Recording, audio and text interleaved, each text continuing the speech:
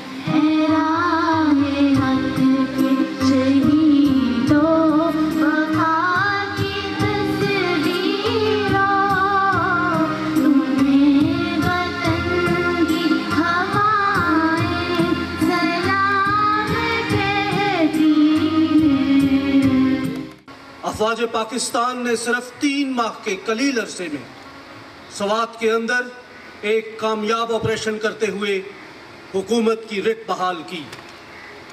ऐसे ही एक ऑपरेशन में लांस नायक अब्दुल रज़ाक का नाम काबिल ज़िक्र है।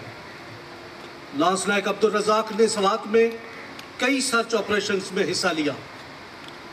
एक ख़तरनाक मिशन में दुश्मन से दो हाथ करते हुए उनके जिस्म पर गोलियां लगीं और वो गाजी होकर सुर्खरू लौटे।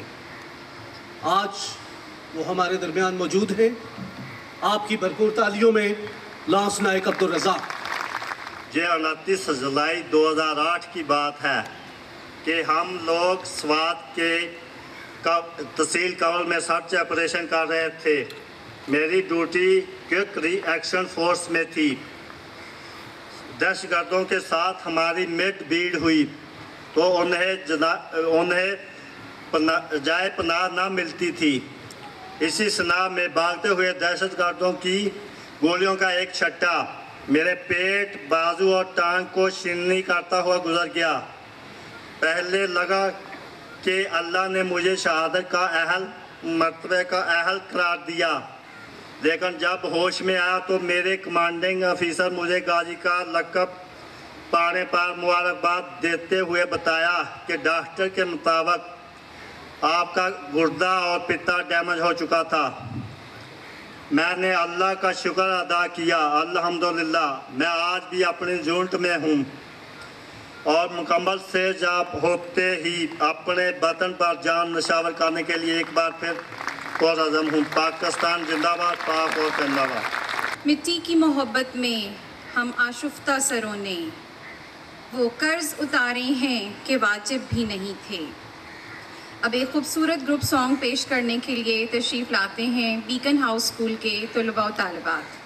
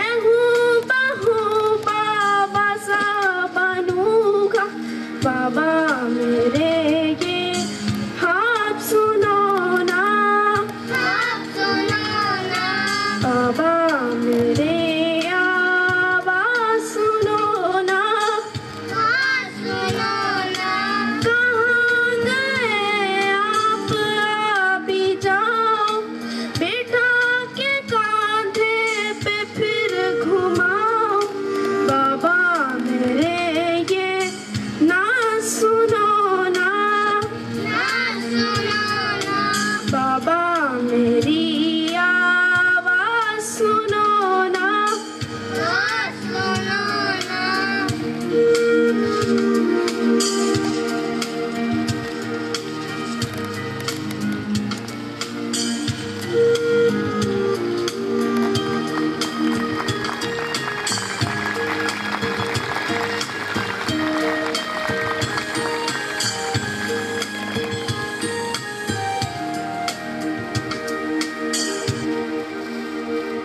मैं यौम दफ़ाए पाकिस्तान 2017 के मौका पर पाक अफवाज का तहे दिल से मशकूर हूँ कि जिन्होंने हमारे शहीदों को खराज तहसीन पेश करने और हमारी हौसला अफजाई के लिए इस पुरवकार तकरीब का इनेकाद किया और हमें इस मौका पर मदऊ करके इज़्ज़त बख्शी। मेरे मामू जान साबर शहीद का तल्लक 22 FF से था।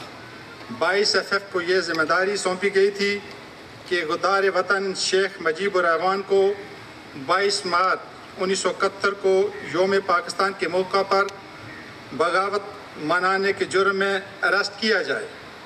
ये काम इतना आसान न था क्योंकि बहारी तादाद में हिंदुस्तानी फ़ौज शेख मुजीबुर रहमान के महल पर मुक्ति बामनी के बेस में तैनात थी। 22 FF के जवानों ने जो ही मुजीबुर रहमान के महल में दाखिल होने की कोशिश की, छत पर मौजूद दुश्मन ने अंधाधुंध फायरिंग शुरू कर दी। मेरे मामू साबर हुसैन ने अपने चंद साथियों के हमरा फायरिंग का भरपूर जवाब देना शुरू कर दिया, जबकि बाकी जवानों ने गद्दार शेख मुजीबुर रहमान को अरेस्ट करने का मिशन मुकम्मल कर लिया। इसी असना में सिपाही साबर शहीद और इनके दूसरे साथी जख्मियों की ताब न लाते हुए जहां में शहादत नौश फरमा गए। मैं आज की इस पर वकार तकरीब और यौम दफ़ाए पाकिस्तान के मौका पर पाकिस्तान के शहीदों को खराज अकीदत पेश करता हूँ। अल्लाह ताला उनके दर्जात को बुलंदी अता फरमाए और पाक अफवाज के जवानों को हौसले बुलंद रखे। पाकिस्तान जिंदाबाद।